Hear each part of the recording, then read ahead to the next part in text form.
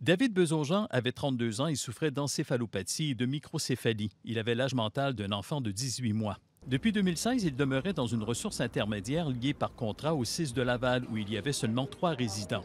Il était vraiment, vraiment vulnérable. Euh, il faisait certaines choses de par lui-même, mais ça prenait de la surveillance en permanence. Le 27 octobre 2018, sa vie a basculé. Il a été assis dans une baignoire remplie d'eau par une préposée qui est ensuite sortie de la pièce au moins 10 minutes. Quand elle est revenue, elle a découvert David la tête sous l'eau. Elle a composé le 911 et effectué des manœuvres de réanimation. Le jeune homme a été transporté à l'hôpital de Saint-Eustache où son décès a été constaté. Selon le coroner, la cause du décès est la noyade.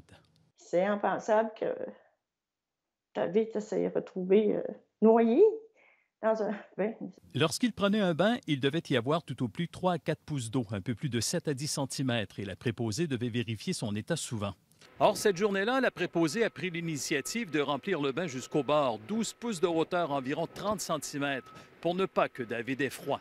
Elle a déclaré aux enquêteurs qu'elle avait fait souvent cela auparavant, mais l'éducatrice du jeune homme et aucun membre du personnel du CIS de Laval n'avait été avisé de cette pratique. Je comprends pas qu'il y ait eu un manque dans une ressource où ils sont là pour ça.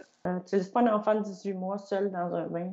Les policiers ont déterminé que la préposée utilisait probablement son téléphone cellulaire pendant son absence de la salle de bain.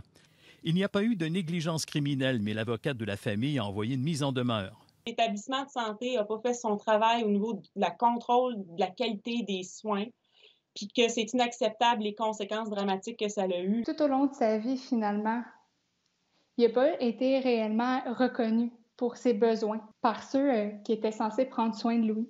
Le CIS de Laval ne commentera pas. Il a mené une enquête administrative et une consultante externe a recommandé la fermeture de la ressource intermédiaire. Harold Gagné, TVA Nouvelles, Montréal.